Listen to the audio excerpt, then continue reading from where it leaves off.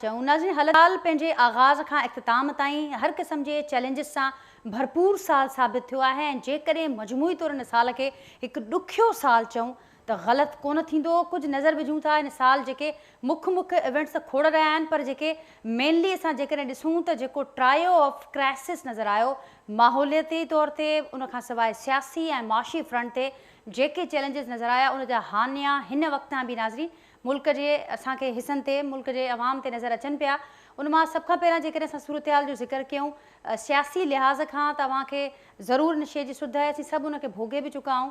असीं ॾिसूं था त सियासी फ्रंट ते समूरो साल जेको सियासी अदम इस्तेहकाम वारो मामिलो उहो तमामु हावी रहियो सियासी फ्रंट ते। ऐं हिन साल जे आगाज़ में जेका पार्टी हुकूमत में हुई उहा साल जे इख़्तिताम ते हाणे ऑपोज़िशन में आया ऐं जेके पार्टीज़ नाज़रीन साल जे आगाज़ में ऑपोज़िशन में हुयूं हाणे साल जे इख़्तिताम ते हू हुकूमत में वेठल आहिनि। जेके चैलेंजिस अॻु हुकूमत में हूंदे जेका पार्टी फेस करे पई, हाणे साॻियूं जेके हुकूमत में हिन वक़्तु पार्टीज़ आहिनि उहे पिणु उन्हनि ई चैलेंजिस खे मुंहुं ॾेई रहियूं आहिनि ऐं लॻे कोन पियो त हिन साल जे इख़्तिताम ते जेके चैलेंजिस असांखे समूरो साल नज़र आया आहिनि उहे ख़तमु थींदा, बल्कि उहे ख़तमु थींदे न ॿिए नए साल में ट्रांसफ़र थींदे नज़र अचनि पिया।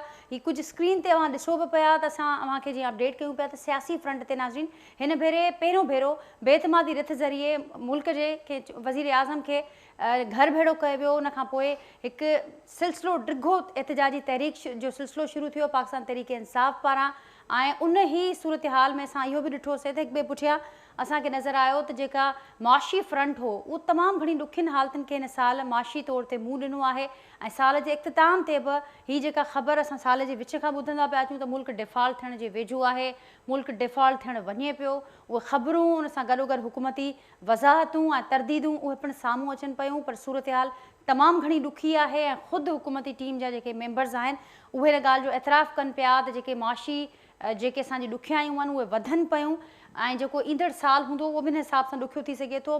माशी सूरत हाल जी बहाली जे हवाले सां IMF प्रोग्राम जी बहाली तमामु अणटर आहे, पर उहो हिन वक़्तु प्रोग्राम मुतासिर आहे ऐं हुकूमत हिन वक़्त ताईं IMF खे राज़ी कोन करे सघी आहे।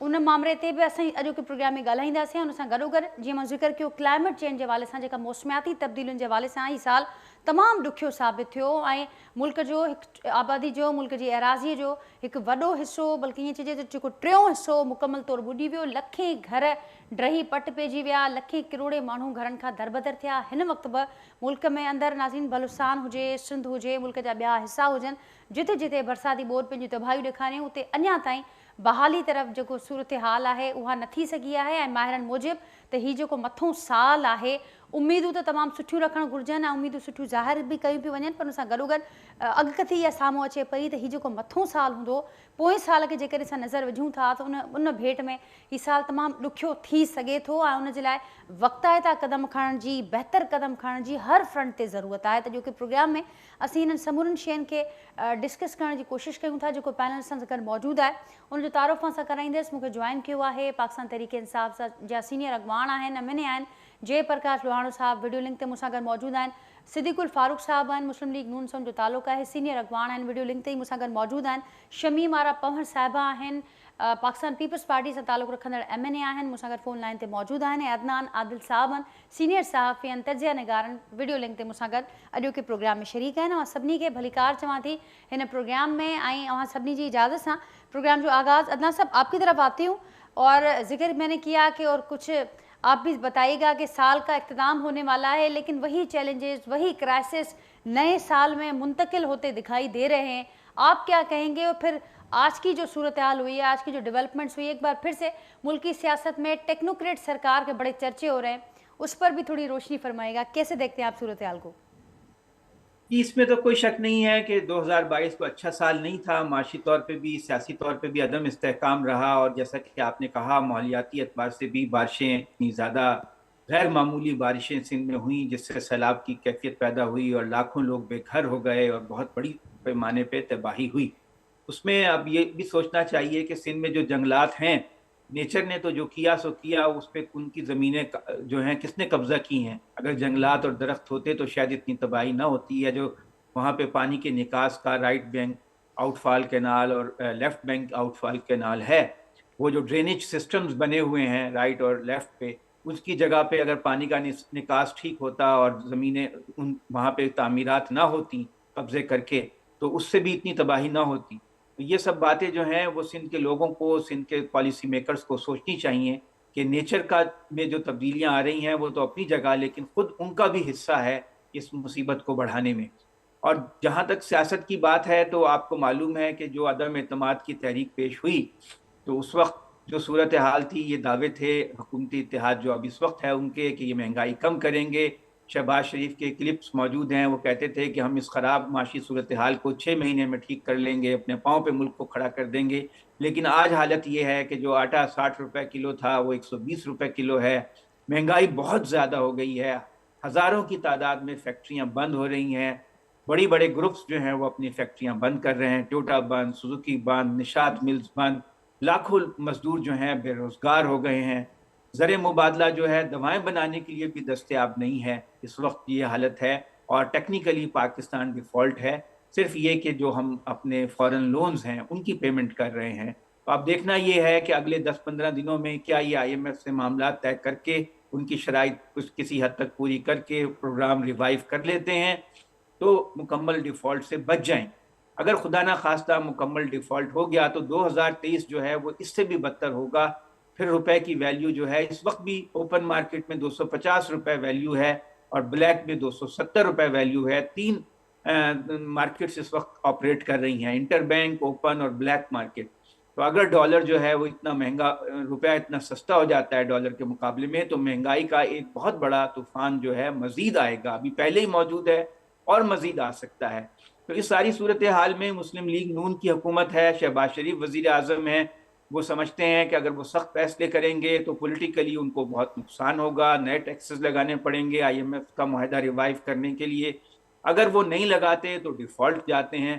तो इसलिए ये सोचा जा रहा है कि फिर ऐसी कोई हुकूमत इमरजेंसी लगाकर बना दी जाए जो ये मुश्किल फैसले करे, और वो जो पॉलिटिकल लोग डर रहे हैं ऐसे फैसले करने से कि उनको नुकसान हो सकता है, आवाम में उससे उनकी बचा जा सके। मकबूलियत ठीक है ना साहब, पॉइंट मुताबिक टेकन। इसी बात को आगे बढ़ाऊंगी। जय साहब अवाम वटींदे साईं ही जेका ॻाल्हि कई साॻी कुछ ॻाल्हि जेका अदनान साहब कई, अवां जे अॻवाननि पारां भई अॼु ॻाल्हियूं साम्हूं आयूं त हुकूमत अहिड़ो सोचे पई, पर हमाद अज़हर साहब हुजनि, ख़ुदि ख़ान साहब हुजनि, फवाद चौधरी साहब हुजनि, जिन बि ॻाल्हि कई आहे कि हुकूमती टीम जे मेंबर ते इहा ॻाल्हि कान कई आहे। हिते ही ओचितो ई ओचितो टेक्नोक्रेट हुकूमत वारियूं जेके मामरा हलन पिया, ही सोच किथां, इहा ॻाल्हियूं किथां केरु पियो करे, ही शो केरु पियो छॾे, किथां इहे ॻाल्हियूं आयूं आहिनि?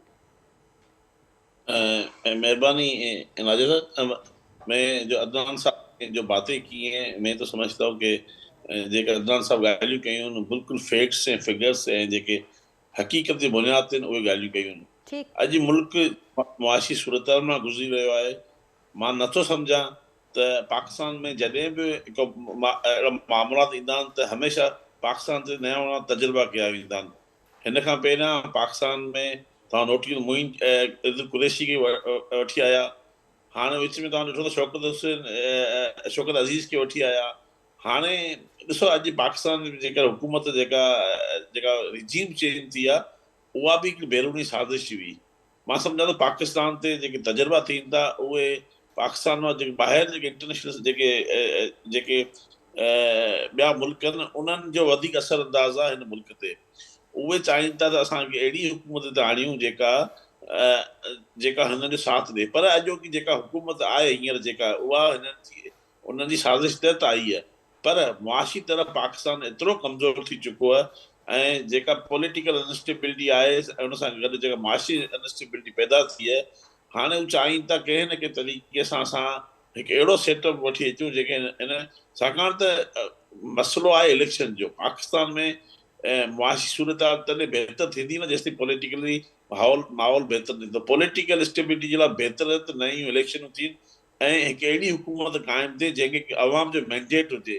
उहा त ॻाल्हि ख़ान साहब बि कई आहे अॼु जे साहब त इलेक्शन हुननि खे अर्ली इलेक्शन थींदे नज़र कान पई अचे। अवां पाण ॾिठो आहे त अवां लॉन्ग मार्च करे ॾिठी, अवां इस्तीफ़ान जी ॻाल्हि करे ॾिठी, अवां उन खां अॻु एहतजाज बि कया, रस्तनि ते बि आयो, पर हुकूमत ते को ख़ासि फ़र्क़ु न पियो आहे। अवां जनरल इलेक्शन जी ॻाल्हि कयो था जेका ख़ान साहब पाण बि कनि पिया, त उनखे नज़र कोन पई अचे। हीअ हुकूमत जेका लोकल इलेक्शन आहे इस्लामाबाद जी, उहा बि डिले कराए छॾी आहे, त किथे का ॻाल्हि नज़र त कोन पई अचे। ॾिसो मां जेका ॻाल्हि उन ॻाल्हि ते अचण वारो हुउसि जी त हाणे स्टेटमेंट हुई त हुनजो हो त बाक़ी हुकूमत खे हिन हुकूमत खे 8 महीना ऑफिशियली आइनी तौर पर बचिया आहिनि ऐं हुनजी ॻाल्हि मां महसूसु इहो पियो त 8 महीना हू चवनि पिया असांखे बिल्कुलु थोरा आहिनि, असांखे वधीक वक़्तु खपे।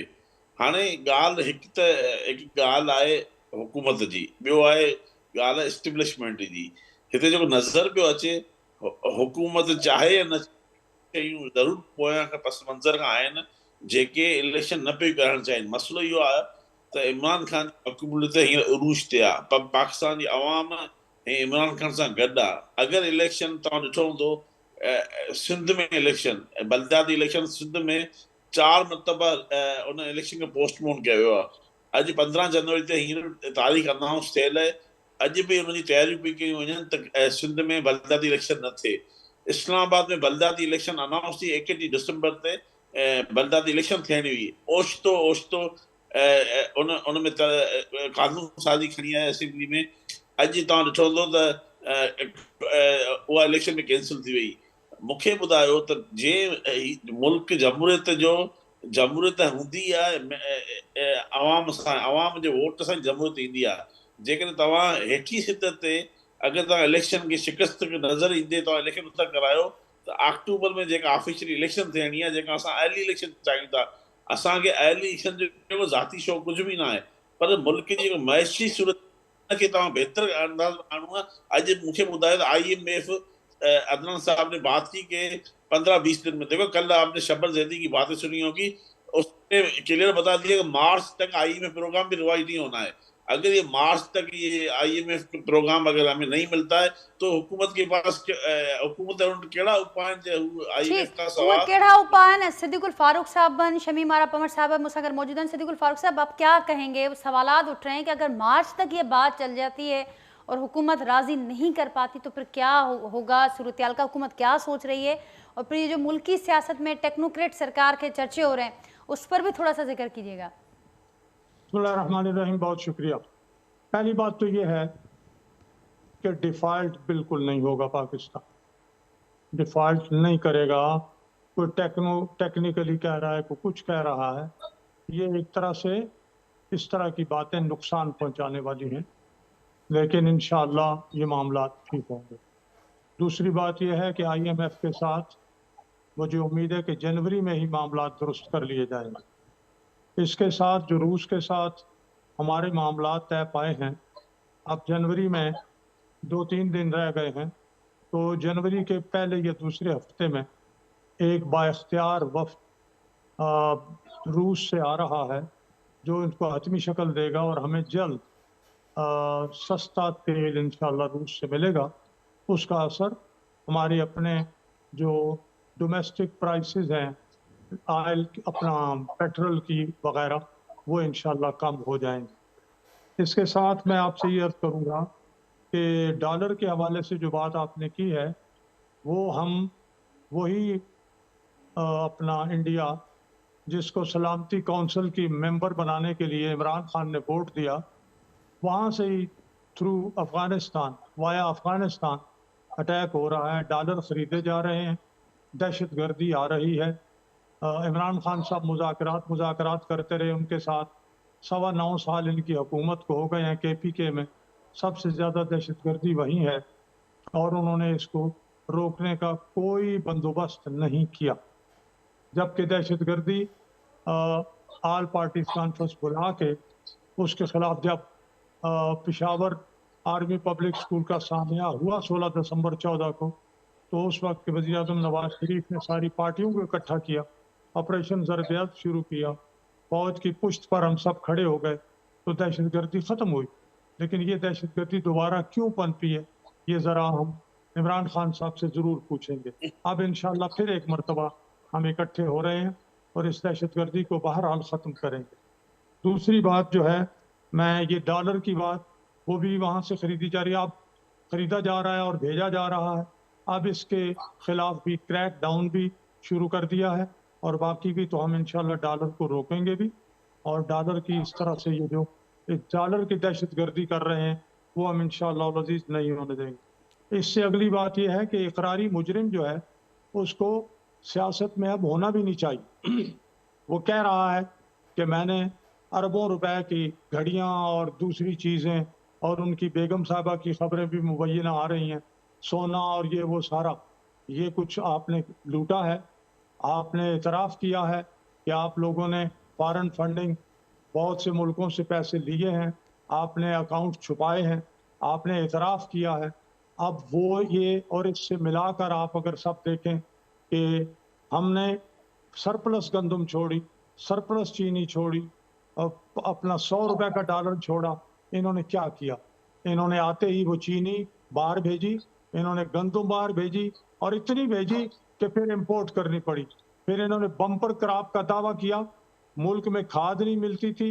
बम्पर क्रॉप का मतलब ये होता है कि इतनी फसल हो कि हम एक्सपोर्ट कर सकें, लेकिन फिर भी 30 लाख टन गंदम दरामद करनी पड़ रही है ठीक इनकी बम्पर क्रॉप के नारे से। ठीक, लेकिन अब सिद्दीक इन गुल फारूक साहब, तमाम अब तो चीजों ये का सुने, इस आप हुकूमत के दो आठ जुमले, मारे हैं जो कि बड़े सख्त दो तरीन जुमले रहे छोड़ इस दें, अवाम पर, और दवाएं दो जुमले। उस वक्त भी आती रहीं, अब भी दवाएं ऐसी आ रही हैं। सागदाब साहब भी यही कह रहे हैं कि वो साबित कर सकते हैं कि मुल्क डिफ़ॉल्ट नहीं होगा, और जाहिर है सबकी दुआ और उम्मीद तो यही है, लेकिन उसके लिए बड़े एक्शंस की ज़रूरत पड़ती है। जो अपोजिशन 2 भी कह जनवरी रही से है, माहिरीन भी ये समझते हैं कि जो ज़मीनी हक़ाइक़ हैं वो इन दावाओं से बहुत मुख्तलिफ हैं।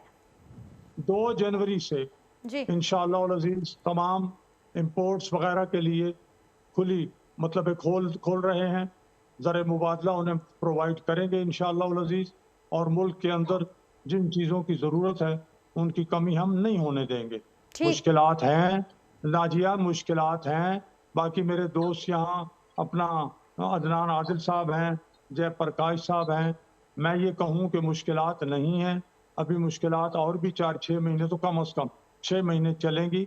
लेकिन इस अरसे में जैसे हमने फॉरेन फ्रंट पे दोस्त ममालिक और जो ममालिक से ताल्लुकात ठीक कर लिए हैं, जैसे हमने गवर्नेंस को बेहतर कर लिया है, इसी तरह से हम इंशाअल्लाह बाकी फ्रंट्स पे भी अपने मामला दुरुस्त कर ठीक लेंगे। लेकिन आखिरी जुमला जी कि जी जो आदमी इकरारी मुजरिम है उसको अब जेल में होना चाहिए, उसको ये सियासत में गड़बड़ नहीं करनी चाहिए।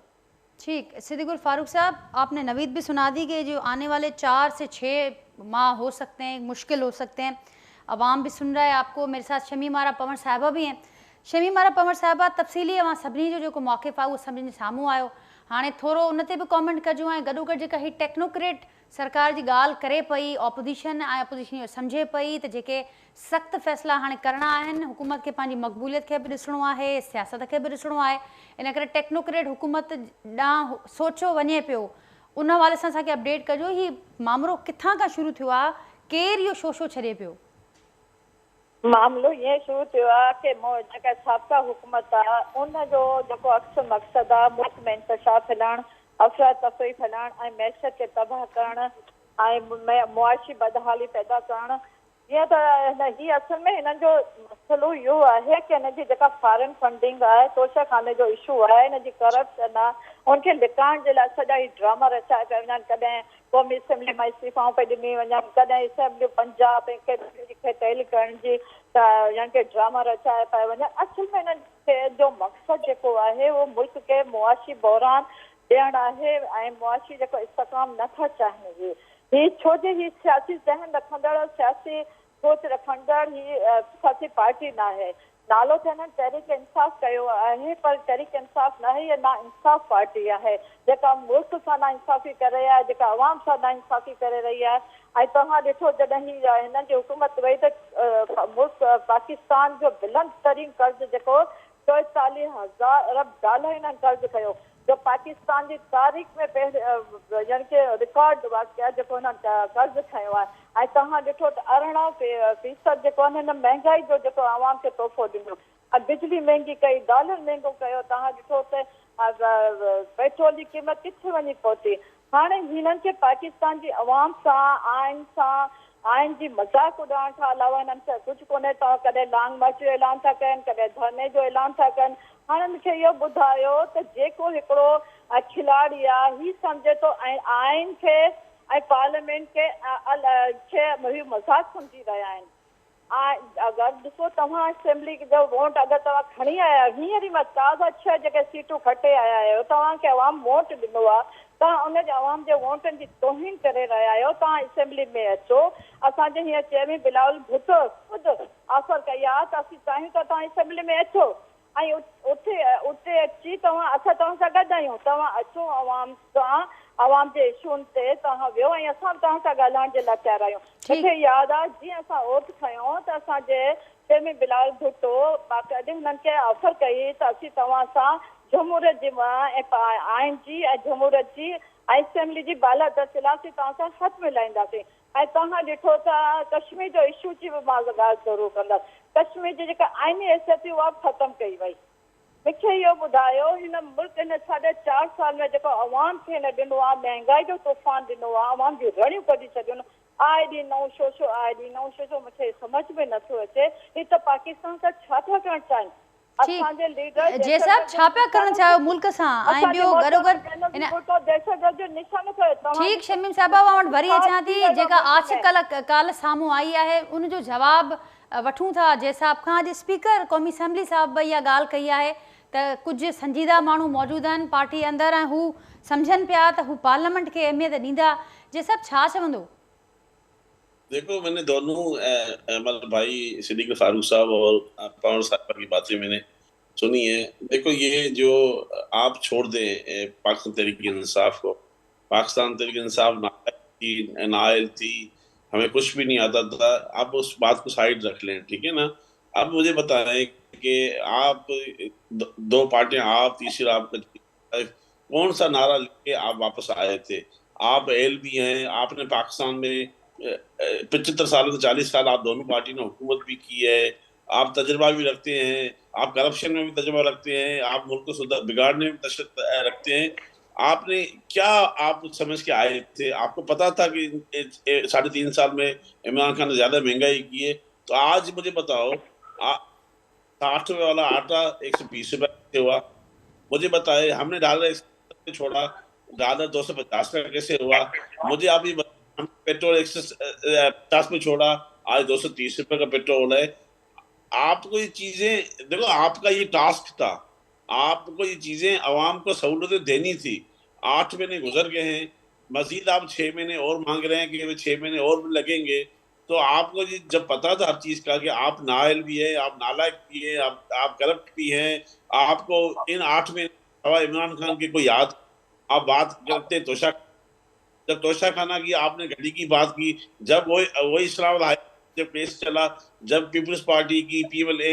नवाज शरीफ की आसिफ रज़ा की यूसुफ रज़ा गिलानी की जब पिछड़ा मंगवाने की कोशिश की आज घड़ी की बात खत्म आप छोड़े घड़ी को आप मुल्क को सुधारने की बात आप आज भी है आप टीवी पे पहले यही एंकर हजरात यही मीडिया मार्केट में जाते थे माइक रखते आटा क्या रेट है आज क्यों नहीं मीडिया जा रही आटा क्या रेट है आप करें ना बात आज आप इमरान खान को छोड़े हम तो देखो हम अपोजिशन में हम हुकूमत के खिलाफ भी बात करेंगे आपको काम सुधारने की आप सुधारने में अपना टाइम जाया करें आप इमरान खान के टाइम जाया कर रहे हैं ठीक जैसा और उस पर भी थोड़ा कमेंट कर दें फिर हम आगे बढ़ते हैं जो इस्तीफा वाला मामला एक बार फिर से लटक गया है स्पीकर कहते हैं कि कोई आया ही नहीं टाइम लिया गया खुद फोन करके वक्त लिया गया फिर कोई पहुंचा ही नहीं वो क्या सीन है तो बोलता झूठ के बादशाह हैं तनख्वाहें उठा रहे हैं इस्तीफा के बाद और लॉजेस भी नहीं छोड़े इन्होंने जी आप मेरी बात सुने बात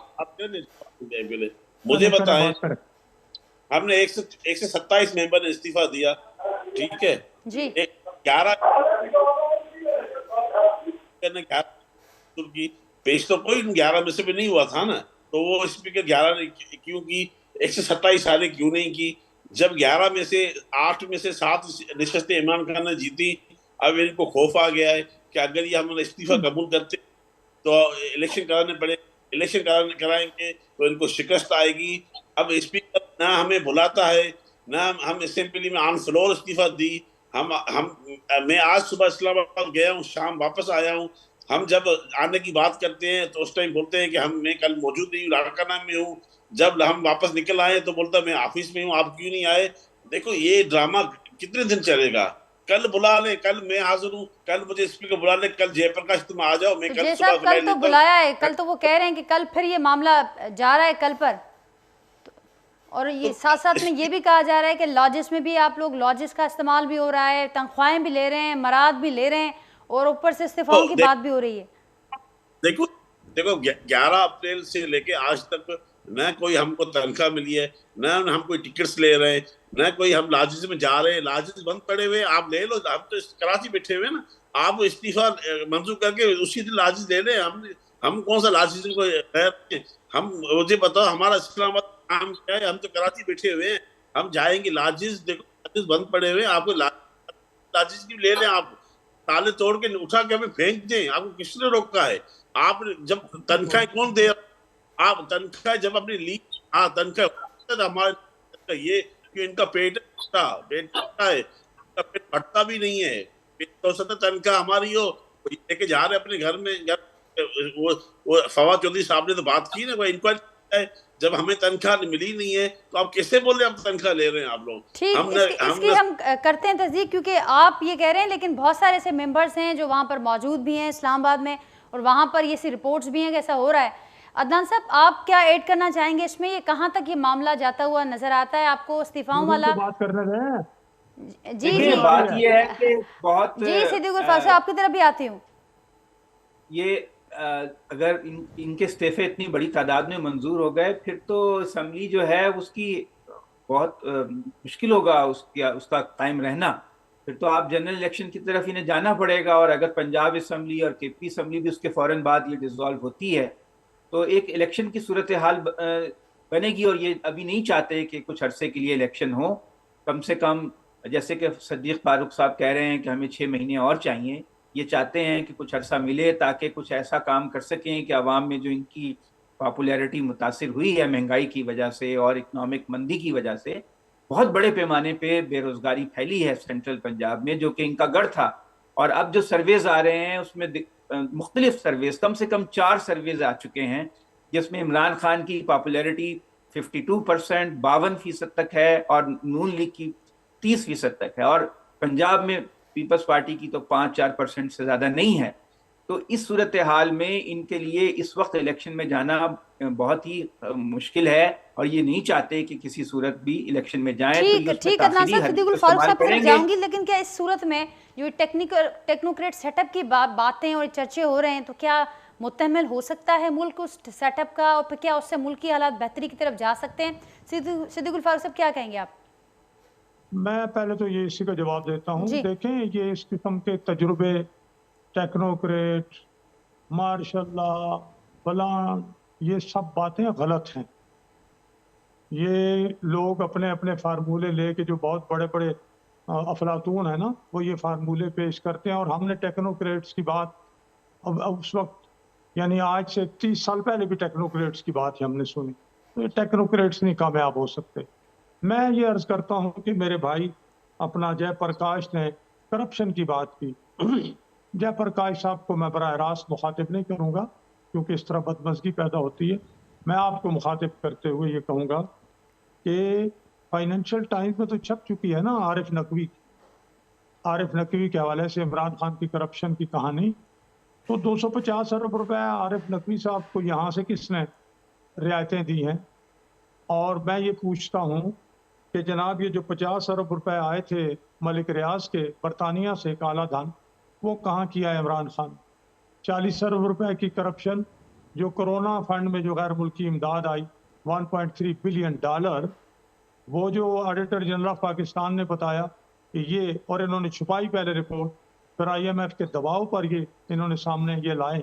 इसके अलावा बेशुमार करप्शन की दास्तानें हैं, और हमारे भाई जो हैं वो कहते हैं जी वो करप्शन। अब तो वो ऑफशोर कंपनियां भी सामने आ गई हैं ना जी इमरान खान साहब की, ये तो बड़ी पुरानी बात हो गई है। तो बाहर पैसे भी इमरान खान ने रखे हुए हैं। यार, इस तरह से फरिश्ता बना के ना पेश किया करो इमरान खान को, वो एक करप्ट आदमी है। लेकिन सिद्दीक उल फारूक साहब, इस बात से तो इनकार नहीं किया जा सकता कि जो मौशी हालात हैं, जो मामलात हैं, और इस वक्त जो बहाली के प्रोग्राम IMF के हवाले से जो बातें भी चल रही हैं, इस बात से तो कोई इनकार नहीं है कि हुकूमत को बड़ी मुश्किल पेश आ रही है। जो इससे पहले सख्त और मुश्किल फैसले लिए गए या अभी जो लेने वाले हैं, उसके लिए हुकूमत, मैंने ये तस्लीम की है ये बात कि जी। मुश्किलात हैं, लेकिन आप देखें ना कि हमने अब 10 अप्रैल को हल्फ उठाया, 13 को IMF ने कहा जी कीमतें बढ़ाएं, इसलिए कि इमरान खान ने मुआहदा किया, ये हुकूमत पाकिस्तान का मुआहदा है। हम ये कैसे आप ना बढ़ाते, ले कैसे ना रहे थे आप बढ़ाते। हर चीज उन्होंने का। कहा नहीं आप मुदाखलत नहीं करेंगे, उन्होंने कहा पेट्रोल की कीमतें बढ़ाएं, गैस की कीमतें बढ़ाएं, और जनाब बिजली की कीमतें बढ़ाएं, टैक्स बढ़ाएं, और कर्जा आपने लिया हुआ है 43 अरब डॉलर का, एक इमरान खान ने 43 अरब डॉलर का कर्जा ले लिया, 20,000 अरब रुपए का मजमूई कर्जा ले लिया। उन्होंने कहा आप ये कर्जा कैसे अदा करेंगे, जो मुआहदा इमरान खान ने किया पूरा करें, नहीं तो फिर हम कुछ भी नहीं देंगे।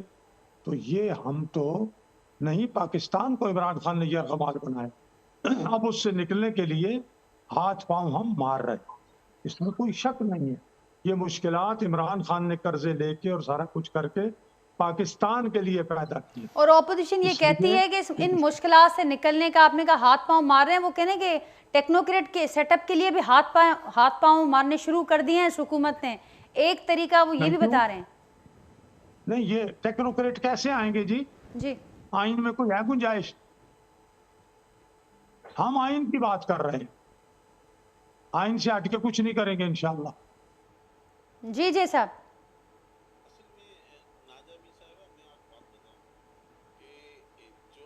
जी साहब रिस्पॉन्ड कर दो सदीक उल फाक साहब की गाल के। मैं बिल्कुल अभी मसला ये है कि जो इम्पोर्टेड इस मसलत इस मुल्क पे हुआ है और इमरान खान मुस्तरद कर चुका, ये तजुर्बा भी हो चुका। अब मसला ये है कि जो आज की हुकूमत है वो चाहती है कि इलेक्शन साला कराए जाएं जब इमरान खान की मकबूलियत नीचे आए, और इन्होंने 8 महीने जो खाते में गया है ये नल एंड वाइड हो जाए। अब उसके लिए इनकी, मैं आपको एक बात बता दूं, मकबूलियत नहीं, वो ये कह रहे हैं कि जो इदारों में सहूलतकार अभी जो बाकी हैं शायद वो भी चले जाएंगे। बड़ी ओपन स्टेटमेंट दे रही है हुकूमत। वो देखो हुकूमत तो पीटीआई को ये डर है कि जो सहूलतकार बचे हैं वो खत्म हो जाएंगे। देखो मैं आपको बात बताऊं, हुकूमत चाहती है प्लेइंग फील्ड मिले। लेवल प्लेइंग फील्ड क्या है? लेवल प्लेइंग फील्ड इनके लिए ये है कि इमरान खान को नाइल किया जाए और नवाज शरीफ एल हो जाए, और इमरान खान को हम गिरफ्तार करें और लोगों को सिद्दीक फारूक बात है कि करप्शन हुकूमत आपकी खामोश, सवाए तो कि आपके कोई केस हाथ में आया है। तोशा खाना की भी बात, जब आपके ऊपर बात आई तो तोशा खाना की बात बंद हो गई। देखो नहीं, कोई नहीं बंद हुई। तो आप अपना भी बताएं ना, तो तोशा खाना में आपने 20 साल में क्या लिया है? आप ये भी बताएं। भाई हमारे खिलाफ अगर कुछ है तो सामने आ जाएगा। आप ले आए ना। आप देखो आज हुकूमत में आए, आप मंजर आम पे लिखा है भाई नवाज शरीफ ने इस मुल्क पे, मैं एक जुमला अर्ज करता हूँ, मुझे इजाजत है। जो मुजरिम पकड़ा गया है कातिल, उसके कत्ल के गवाह मौजूद हैं, वो खुद एतराफ कर रहा है कि मैंने कत्ल किया है, मैं मुजरिम हूँ, उसको तो सजा मिले ना। बाकी जब झूठ प्लान और ये सारी कुछ बातें होंगी, इल्जामात, वो जब मॉडल टाउन में 14 कत्ल किसने किए थे? मॉडल टाउन में 14 कत्ल की सजा कब मिलेगी? मॉडल टाउन में 14 कत्ल किसी ने नहीं किए। वो आप आइन का आर्टिकल पढ़ें कि कुछ कानून जो है वो पुलिस पर, फौज पर, लॉ एंड ऑर्डर के हवाले से वो नाफिज नहीं होता। अभी मैंने पढ़ा है फंडामेंटल राइट्स। गोलियां मारी, हमला औरतों को स्ट्रेट गोलियां मारी गई। आप अदनान आदिल साहब आप बोल रहे हैं? जी मैं बोल रहा हूँ। अदनान आदिल साहब, पहले आप चूंकि जर्नलिस्ट हैं या है मेरे ख्याल में आप भी, आप पहले देखिए कि वीडियो लिंक पे कौन ये कह रहा था कि बाहर निकलो, जान दे दो, जान लो। किसने वहां तार खारदार डंडे और जनाब अली मास्क वगैरह तैयार किए हुए थे? कौन था? गुल्लू भट्ट कौन था? यार आप अखबार नवीस हैं क्या है? किसने ईंटों के ट्रक वहां मंगवा के रखे हुए थे? ये सारा कुछ किसने किया था? किसने पहले फायरिंग की? 14 लोगों को कत्ल करते, आंसू गैस की बजाय आप स्ट्रेट गोलियां मारे लोगों को। ठीक, बहरहाल ये कोई जस्टिफिकेशन नहीं हो सकती सिद्दीकुल फारूक साहब। जो कुछ हुआ वो सबके सामने हुआ, फिर सारी दुनिया ने देखा, और उस वक्त नहीं हुई। राणा सनाउल्लाह साहब उस वक्त इंटीरियर मिनिस्टर थे पंजाब के, अब वो वफाकी इंटीरियर मिनिस्टर हैं, और ये सारी बातें क्योंकि वो उनका कोई मंतकी अंजाम तक नहीं पहुँचे मामला, इसीलिए ये बार बार डिस्कस होती रहती हैं। शमीम आरा साहब, अवां खे भी शामिल गुफ्तगू कंदासीं, मामरा ॿुधो पिया, अवां छा ऐड करणु चाहींदो हुन में? जंहिंसां बि इहा ॻाल्हि कनि पिया त हाणे ही मामरा हुकूमत ॼाणे वाणे चाहे पई त ही, छाकाणि त हिन वक़्तु मक़बूलियत तमामु घणी आहे पाकिस्तान तहरीक इंसाफ़ जी, ऐं ग्राउंड ते नज़र बि अचे पई, इलेक्शन्स हुजनि उन में कामयाबी हुजे, ग्राउंड ते मामला हुजनि या जेके सर्वेज़ मुख़्तलिफ़ अचनि पिया, ऐं हुकूमत जे हवाले सां जेकर असां ॾिसूं पिया त हुकूमत खे मुख़्तलिफ़ फ्रंट्स ते तमामु घणा चैलेंजिस नज़र अचनि पिया। इन करे हू ऑपोजिशन सम्झे पई त हीउ ॼाणे वाणे वक़्तु वरितो पियो वञे, डिले कयो पियो वञे इलेक्शन खे, त जीअं हुकूमत पंहिंजे टाइम खे अॻियां कढी सघे। छा चवंदो मां? मौजूदा हुकूमत जेका आहे उहो इलेक्शन खां कॾहिं बि भॼणु नथी चाहे ऐं इलेक्शन करणु बिल्कुलु चाहे थी, मगर हालात हिन वक़्तु मुल्क जा तमामु ख़राब आहिनि। छोजी जॾहिं ही विया त मूं तव्हांखे ॿुधायो त हिन मुल्क जो दीवालो करे छॾियो आहे, दहशत बि तबाह थी आहे, कारखाना बंदि थी विया। तव्हां ॾिसो त मुल्क किथे वञी पहुतो आहे, त यकीन हिन वक़्तु हिन पोज़ीशन में न आहियूं त असां फौरी तौर ते इलेक्शन करायूं। वक़्तु ते इंशाल्लाह वक़्तु 2023 में इलेक्शन थींदी ऐं असां कॾहिं बि इलेक्शन खां कोन थकिया आहियूं, मगर हिन चवनि था त असांजी मक़बूलियत इहा हुई त तव्हां ॾिठो जेको हुननि जो लॉन्ग मार्च हो, अवाम किथे हुई? अवाम बिल्कुलु हिननि सां गॾु कोन्हे। कॾहिं जलसनि जा या कॾहिं धरननि जो ऐलान थो करे, धरननि में अवाम किथे हिननि सां गॾु हुई? न लॉन्ग मार्च में अवाम हिननि सां गॾु हुई, न धरननि में अवाम सां गॾु हुई। हा, गालम गलोच में ही फर्स्ट नंबर ते आहिनि, पहिरियों नंबर आहे गालम गलोच जी सियासत सम्झनि था। ऐं तव्हां ख़बर आहे त जॾहिं हिन लॉन्ग मार्च कयो त हिननि जे वुज़रा साबिक़ वुज़रनि इहे ऐलान कयो त असीं अचूं पिया, खूनी मार्च खणी अचूं पिया, असां खूनी मार्च कयो पिया। छा आइन में खूनी मार्च जी इजाज़त आहे? छा जमहूरियत में खूनी मार्च जी इजाज़त आहे? पाकिस्तान पीपल्स पार्टी जे चेयरमैन बिलावल भुट्टो ऐं PTM पंहिंजो लॉन्ग मार्च कयो, तव्हांखे ख़बर आहे, तारीख़ गवाह आहे, अवाम गवाही ॾींदी त असां केॾो पुरअमन तरीक़े सां कराची खां निकितासीं, पूरे पाकिस्तान में असां लॉन्ग मार्च कंदे अची इस्लामाबाद में ऐं पुरअमन तरीक़े सां।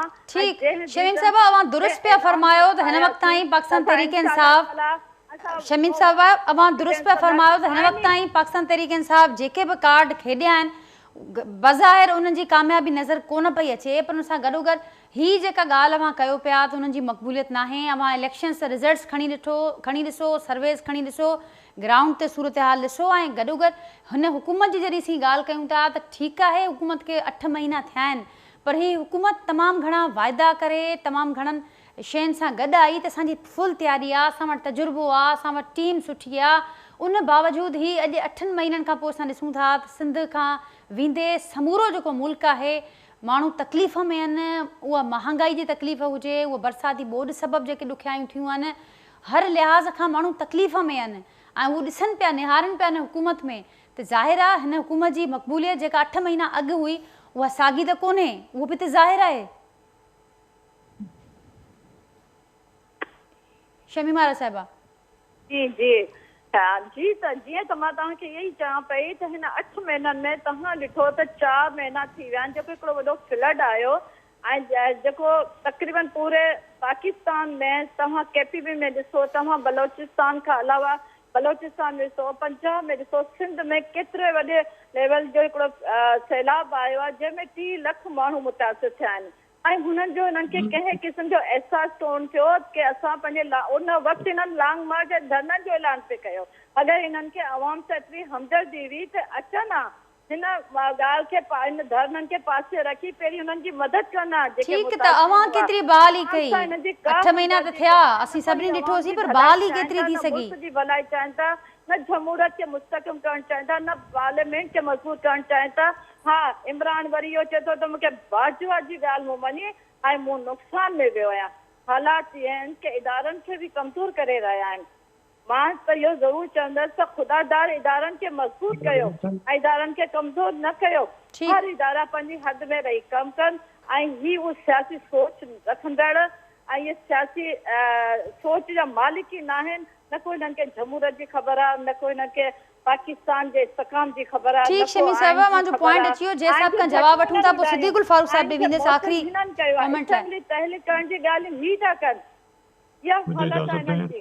ठीक सिद्दीकुल फारूक साहब इलेक्शन कराईंदासीं ऐं आप सवाल कर रहे हैं, मैं जवाब दूं क्योंकि मेरी डिपार्टमेंट है। जी सिद्दीकुल फारूक साहब, जी सिद्दीकुल फारूक साहब क्या ऐड करेंगे आप? फिर अर्ज करूंगा, मैं अर्ज करता हूँ जी कि पाकिस्तान की मईशत को डायनामेट लगा के उड़ा दिया इमरान खान और उसकी टीम ने। मैं फिर यहाँ रिपीट करूंगा बकौल शेख रशीद जो उनका वजीर दाखिला थे कि हमने तो मईशत में बारूदी उसका नतीजा ये है, अभी मलबा उठा के एक तरफ कर दिया है, अब हम मां इमारत तामीर कर रहे हैं। लोग धूप में खड़े हैं, बिल्कुल ठीक है, लेकिन लोगों को थोड़ा इंतजार करना होगा कि मईशत की बिल्डिंग हम अल्लाह के फजल करने से तामीर शुरू कर दी है, बहुत जल्द लोगों को रिलीफ मिलेगा।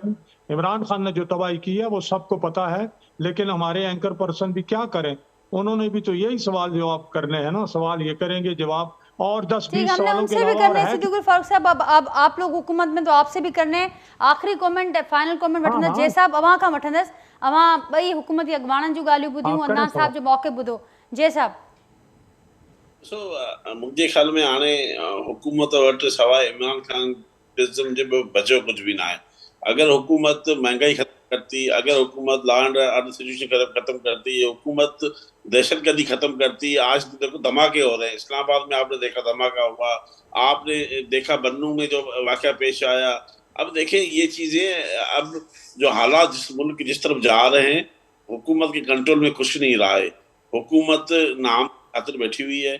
मैं तो आखिर में ये बात जरूर करूंगा, जब तक आप फ्री फेयर ट्रांसपेरेंट इलेक्शन नहीं होगी, किसी पार्टी को चाहे हुकूमत ये इलेक्शन ये जीत के आ जाए, इनको मैंडेट मिले, पता तो चले, अगर आपको इदारों को, आपके पड़ोसी मुल्कों को, आपको वर्ल्ड को पता चले इसकी हुकूमत आई है जिसके पास 5 साल का मैंडेट हो। 8 महीने की हुकूमत की है, मजीद 6 महीने इनको और लगेंगे मुश्किल खत्म सीधी करने में। और आगे से इनकी बातें सुनो कि इमरान खान ने ये कर लिया। इमरान खान ने तो आपको पता था सब कुछ किया, आपको पता था IMF में हम जा रहे हैं। आप इसहाक डार ने बोला डॉलर 200 का कर दूंगा, आज आपका मिफ्ता इस्माइल इसहाक डार के खिलाफ बात कर रहा है। मैशत इस हुकूमत से मैशत चलने वाली नहीं है। जो भी हुकूमत आएगी जिसको 5 साल का वक्त मिलेगा, 5 साल का मैंडेट मिलेगा, वही मुल्क को सुधारने की कोशिश कर सकती है, उसी को मैंडेट होगा। तो खुदा के लिए मुल्क पे तरस खाएं, मुल्क की जान छोड़ें, इलेक्शन कराएं, डरे नहीं। आप तो इस्लाम बलदात की इलेक्शन से डरते हैं। मैडम आप इसे पवार साहिबा से पूछे, आप तो हैदराबाद और कराची की इलेक्शन नहीं करा रहे हैं, इस्लामाबाद की इलेक्शन नहीं हो रही है, आप बलदात में इलेक्शन नहीं करा रहे हैं, तो आगे आप किस तरह इलेक्शन में जाएंगे? तो मेरा यही इलेक्शन होंगे तो ही मुल्क आगे बढ़ सकता है। ठीक जी साहब, मुझे वक्त सफ़ा पूरो थी वियो आहे। शमीम साहिबा के अवां मुखातिब थियो। शमीम साहिबा कुछ वन लाइनर ऐड करण चाहींदो गुफ्तगू में? को छिपाने के लिए एक शोषा छोड़ रहे हैं आप लोग अवाम को, तो अपनी तवज्जो उन पर करना चाह रहे हैं। ठीक शमीम साहिबा, पॉइंट टेकन, वरी महिरबानी अवां जी। जयप्रकाश साहब अवां जी भी वरी महिरबानी। अदनान आदिल साहब ऐं सिद्दीकुल फारूक साहब अॼु के प्रोग्राम में मूंसां गॾु मौजूदु आहे। नाज़रीन, गुफ्तगू अवां ॿुधी ही हलंदड़ साल जो इख़्तिताम ॾांहुं असीं वधी रहिया आहियूं ऐं कुझु बल्कि ईअं चइजे त हाणे घणो वक़्तु कोन बचियो आहे, 3 ॾींहं रुगो बचिया आहिनि ऐं नओं साल नई उमेदूं, नवां ख्वाब, नई शयूं खणी ईंदो आहे ऐं असांजूं बि ज़ाहिर आहे उमेदूं बि आहिनि, दुआऊं बि आहिनि त हिन मुल्क हिकु भेरो ॿीहर ख़ुशहालीअ ॾांहुं ऐं सुठे जेको असीं हमेशह खां दुआ कंदा आहियूं त सुठियूं शयूं थियनि, उन पासे न विख असीं सभु गॾिजी करे वधायूं। पर ज़ाहिर आहे उन जे लाइ कुझु जेके रियलिस्टिक शयूं आहिनि, कुछ रियलिस्टिक फ़ैसिला करना पवंदा, कुछ हक़ीक़त के साम्हूं रखंदे, अखियूं खोलींदे शयुनि खे करणो पवंदो, गॾिजी करे अॻियां वधिणो पवंदो। ऐं जेकॾहिं अहिड़ी सूरत हाल रही ऐं अहिड़ो ई माहौल रहियो त पोइ तमामु ॾुखियो वक़्तु थी सघे थो ईंदड़ ॾींहुं। असां इन ई उमेद ऐं दुआ सां हिन प्रोग्राम खे एंड कंदासीं, वरी जल्द मां सां मुलाक़ात कंदासीं। तेसिताईं ॾींदा इजाज़त, अल्लाह हाफ़िज़।